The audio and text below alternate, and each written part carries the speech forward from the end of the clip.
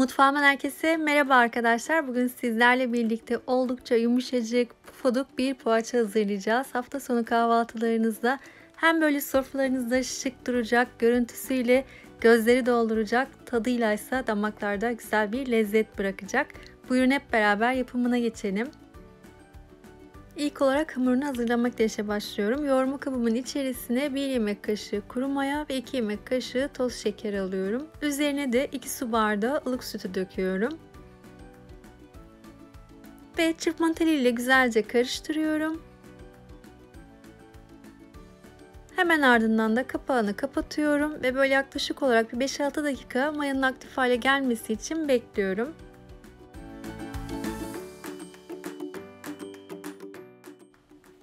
Evet, mayamız köpürdü arkadaşlar. Şimdi üzerine sıvı malzemeleri ilave ediyorum. 2 tane yumurta akı.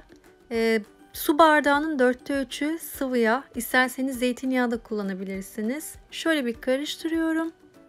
Hemen ardından da üzerine unu ilave ediyorum. Şimdi benim elimde 5,5 su bardağı un vardı. Öncelikle yani unun tamamını dökmüyorum. Yarısından fazlasını döküyorum. Hamurum bakın böyle bulamaç haline geliyor. Bu aşamada üzerine 1 tatlı kaşığı tuzu ilave ediyorum. Tekrar elimle bir karıştırıyorum ve unun geri kalanını ilave ediyorum. 5,5 su bardağı unun üzerine ben 1 yemek kaşığı daha un ilave ettim. Böyle istemiş olduğum kıvama geldi. Ama sizler lütfen 5 su bardağından sonrasını kontrollü bir şekilde dökün. İster istemez ununuzun kalitesine göre, yumurtanızın küçüklük büyüklüğüne göre miktarında az da olsa oynama olabilir. Bakın hamurumuz bu şekilde ele yapışan bir hamur ama yoğurdukça elinizden düşüyor. İşte bu aşamada böyle yaklaşık olarak 1 yemek kaşığı kadar sıvı yağla tekrar şöyle bir yoğuruyorum. Çok fazla değil, yaklaşık 30 saniye kadar.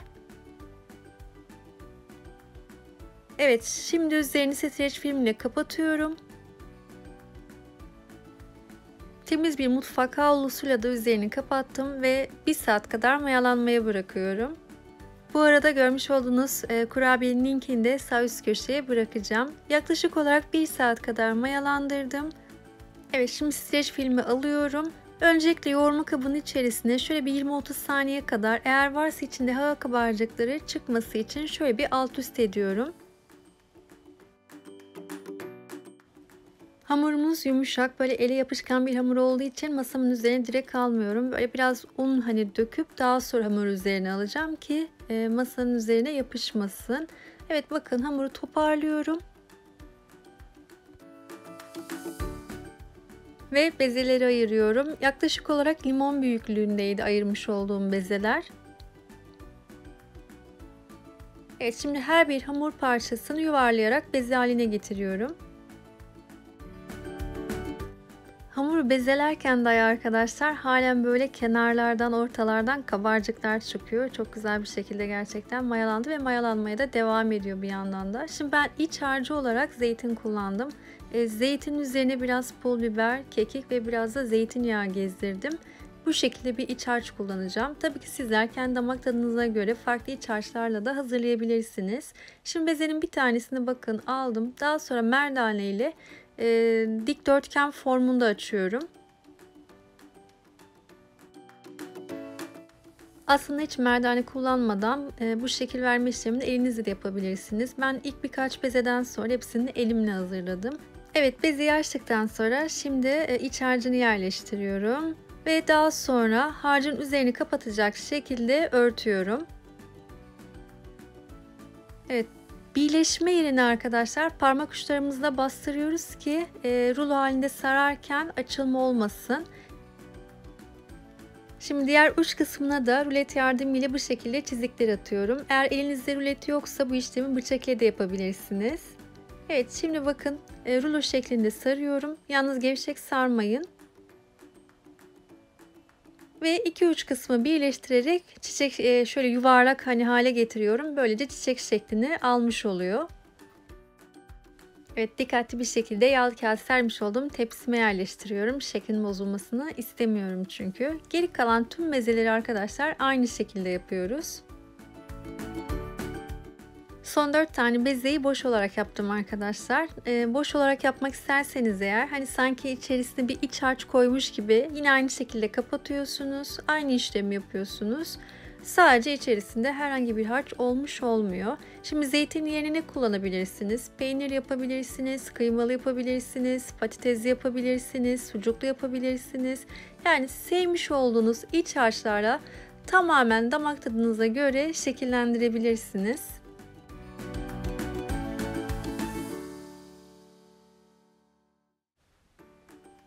Evet, şimdi 2 tepsi poğaçam olmuş oldu. Elimde 2 tane ayırmış olduğum yumurta sarısı vardı. Üzerine yaklaşık olarak böyle 1 tatlı kaşığı süt bıraktım. Şöyle bir karıştırıyorum ve daha sonra poğaçaların üzerine sürüyorum. Her tarafını kaplayacak şekilde. İsterseniz üzerine mavi haşhaş, susam veya çörek otu serpebilirsiniz. Ama ben bu sefer hiçbir şey serpmeden fırınladım. Poğaçamızı yaptık ama emin olun pişirme kısmı da çok önemli. Şöyle güzelce kabarması için fırınınızı önceden 190 derecelik ısıya getirin ve iyice böyle ısındıktan sonra fırınınızı lütfen poğaçaları içerisine verin ki istemiş olduğunuz sonucu alabilirsiniz. Eğer sıcak fırına vermezseniz maalesef poğaçalarınız kabarmıyor.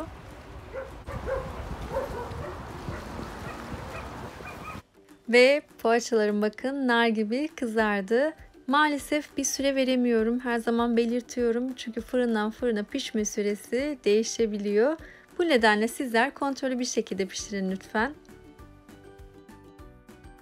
Şu an oldukça sıcak ama yine de size göstermek istiyorum yumuşaklığını. Ne kadar bakın bastırırsanız bastırın eski formunu geri alıyor. Oldukça yumuşak. Bu yumuşaklığını ilerleyen saatlerde de koruyor arkadaşlar. Sadece sıcakken böyle değil, emin olabilirsiniz. Vermiş olduğum bu ölçülerden toplam 20 tane çiçek poğaça çıkıyor ama bu poğaçaları böyle küçük olarak düşünmeyin. Oldukça büyükler. Bir de eğer dondurucuya kaldırmak isterseniz kesinlikle sıcakken poşete yerleştirmeyin veya tamamen soğuduktan sonra da poşetlerin içerisine bırakmayın. Ilıkken arkadaşlar eğer poşetleri yerleştirip bu şekilde buzluğa atarsanız sonrasında çıkardığınızda emin olun sanki yeni yapmış gibi yiyeceksiniz. Sadece bu önemli ayrıntıya dikkat ederek hani yerleştirin. İç dokusunu da görmüş oldunuz. Bizler gerçekten severek tükettik. İnşallah deneyecek olan sizler de memnun kalırsınız. Olumlu veya olumsuz hani dönüşlerinizi yazarsanız arkadaşlar sizden sonra sayfaya bakanlar tarifi ona göre yapmaya veya yapmamaya karar vereceklerdir. İnanın her bir yorumunuz benim için çok değerli. Hepsini okuyorum ve cevap vermeye çalışıyorum. Videomun da sonuna geldik. Umarım sizler için keyifli bir seyir olmuştur. Bir diğer videomda görüşmek üzere. Hoşça kalın. Sevgiyle kalın.